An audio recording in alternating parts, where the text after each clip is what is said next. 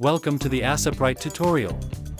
In this first part we will learn how to create brick tiles and design custom brushes to create the pattern.